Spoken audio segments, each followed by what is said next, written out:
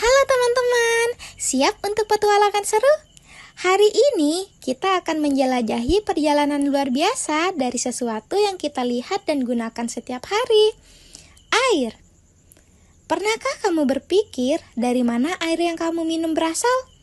Satu tegukan air sederhana menyimpan kisah perjalanan yang sangat panjang dan menakjubkan.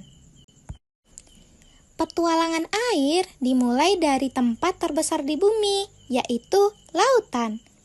Di bawah panasnya sinar matahari, air dari permukaan laut perlahan-lahan menguap. Proses ini disebut evaporasi. Bayangkan, setiap hari jutaan liter air di lautan Indonesia menguap ke udara.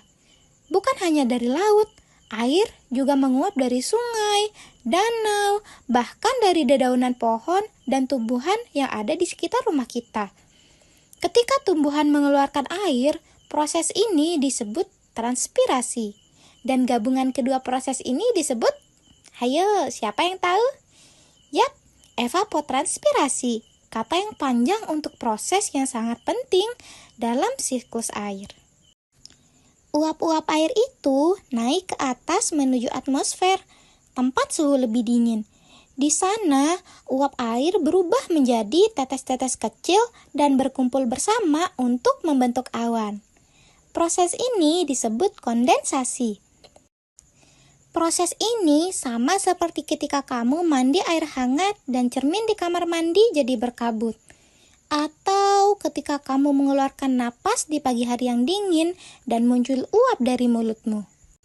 Awan-awan ini terus bergerak, terbawa angin, berpindah ribuan kilometer jauhnya. Tahukah kamu, awan yang kamu lihat di langit mungkin berisi air yang berasal dari negara lain. Saat tetesan air di dalam awan semakin banyak dan berat, waktunya untuk turun kembali ke bumi. Proses jatuhnya air ini disebut presipitasi atau hujan. Tapi, tahukah kamu, presipitasi tidak selalu berupa hujan. Saat suhu sangat dingin, air bisa jatuh sebagai salju atau bahkan es. Tapi di Indonesia yang hangat, kita lebih sering melihatnya sebagai hujan yang menyegarkan. Mungkin sama seperti hujan yang membuatmu tidak bisa bermain di luar rumah, atau hujan yang membuat kamu harus membawa payung ke sekolah.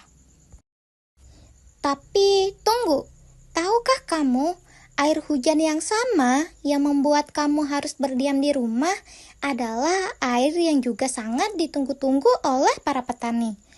Bayangkan, ketika kamu merasa kesal karena tidak bisa bermain sepeda, seorang petani justru sedang bersyukur karena sawahnya akan tersiram.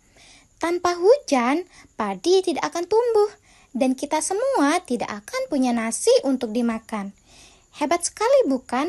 Bagaimana air yang sama bisa membuat perasaan berbeda pada orang yang berbeda. Tidak semua tetes hujan langsung mengalir di permukaan. Sebagian jatuh ke tanah dan meresap perlahan.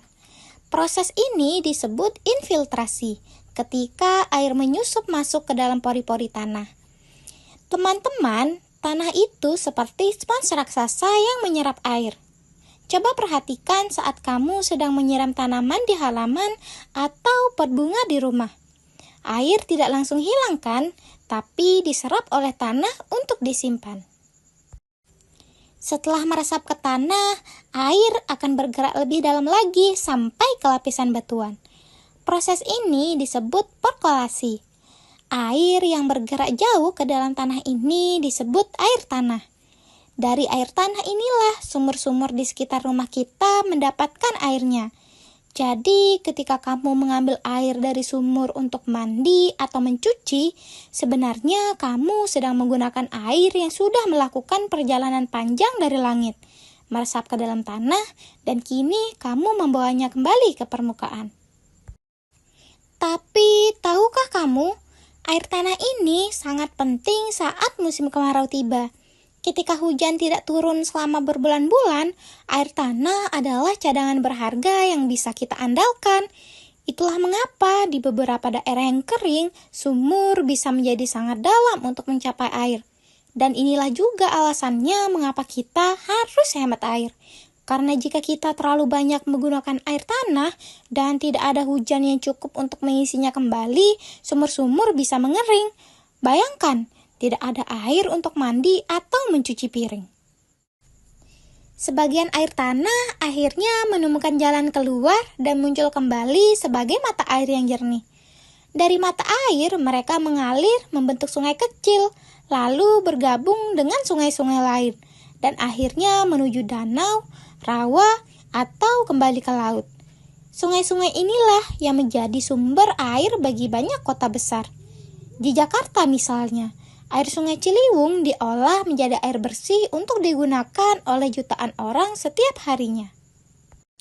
Air dari sungai kemudian diambil melalui bendungan dan tempat penampungan air. Air ini kemudian diolah di tempat khusus yang disebut instalasi pengolahan air, dibersihkan dari kotoran dan zat berbahaya. Sama seperti ketika kamu mencuci tangan dengan sabun sebelum makan, air juga perlu dicuci sebelum bisa kita gunakan. Melalui pipa-pipa panjang yang tersembunyi di bawah jalanan, air bersih ini mengalir sampai akhirnya tiba di rumah-rumah kita. Setiap kali kamu membuka keran di rumah, air yang keluar sudah melalui proses pembersihan yang panjang. Nah, coba pikirkan hal ini. Air yang kamu minum hari ini mungkin pernah menjadi bagian dari awan yang melintas di atas Gunung Bromo. Atau mungkin pernah jatuh sebagai hujan di hutan Amazon. Atau mungkin juga pernah diminum oleh dinosaurus jutaan tahun yang lalu. Yap, jumlah air di bumi selalu sama, hanya berubah bentuk dan berpindah tempat. Air tidak pernah bertambah atau berkurang secara total. Itu artinya air yang kita gunakan sekarang adalah air yang sama yang telah digunakan sejak zaman dahulu kala. Setelah perjalanan panjang, air akhirnya sampai ke rumahmu. Air mengalir dari keran ke dalam gelas, siap untuk diminum. Air yang tadinya menguap dari laut, terbang ke langit, jatuh sebagai hujan, meresap ke tanah, mengalir ke sungai, dan melewati tangan manusia, kini ada di tanganmu. Ketika kamu meminumnya, air akan membantu tubuhmu bekerja dengan baik. Dan suatu saat akan keluar lagi melalui keringat atau ketika kamu ke toilet. Dari sana, air akan kembali ke siklus air dan memulai petualangan barunya. Tetes air yang kamu gunakan hari ini mungkin sudah berusia ribuan tahun, berputar-putar dalam siklus kehidupan yang disebut siklus air atau siklus hidrologi tanpa pernah benar-benar berhenti. Maka jangan sia-siakan air ya, hargailah setiap tetesnya, karena sejatinya kita berbagi sumber kehidupan yang sama dengan semua makhluk di bumi, dari masa lalu hingga masa depan nanti. Nah, teman-teman, sekarang waktunya untuk beberapa pertanyaan seru. Pertanyaan pertama, mengapa baju yang dijemur bisa kering di bawah sinar matahari? Ya, benar, karena air di dalam baju menguap atau berevaporasi ke udara. Bayangkan, uap air dari baju seragammu mungkin nanti turun sebagai hujan di kebun tetanggamu. Kita lanjut ke pertanyaan kedua ya.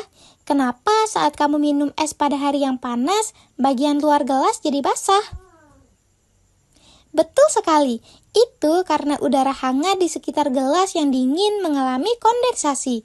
Sama seperti pembentukan awan di langit, uap air di udara berubah menjadi tetesan air di permukaan gelas yang dingin. Nah, selanjutnya pertanyaan ketiga nih. Jika kamu mengisi ember dengan air dan membiarkannya selama seminggu, mengapa airnya berkurang? Tepat, air tersebut menguap ke udara. Ini adalah contoh evaporasi dalam kehidupan sehari-hari. Nah, ini pertanyaan terakhir ya. Ini pertanyaannya sedikit lucu. Mengapa saat kamu memasukkan baju basah ke dalam tas plastik tertutup, baju tetap basah meskipun sudah berminggu-minggu? Karena air tidak bisa menguap dan keluar dari plastik tertutup.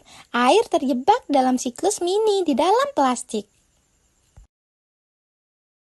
Teman-teman, mari kita lihat betapa pentingnya air dalam kehidupan kita sehari-hari. Untuk minum, tubuh kita butuh air. karena 70% tubuh manusia adalah air. Untuk mandi, kita menggunakan air untuk tetap bersih dan sehat. Untuk memasak, tidak ada air, bagaimana kita bisa memasak nasi? Untuk pertanian, tanpa air tidak ada makanan yang bisa tumbuh. Dan yang paling keren, air adalah satu-satunya zat di bumi yang bisa ditemukan dalam 3 bentuk, cair, padat atau es, dan gas atau uap air. Teman-teman, apa yang akan kamu lakukan untuk menjaga air kita tetap bersih dan tersedia untuk semua? Mari kita berjanji untuk yang pertama, menutup keran saat sikat gigi, kedua, tidak membuang sampah di sungai atau di laut, dan yang ketiga, memakai air bekas cucian beras untuk menyiram tanaman. Ingat ya, air yang kamu hemat hari ini adalah air yang bisa kamu gunakan besok. Sampai jumpa di petualangan sains berikutnya.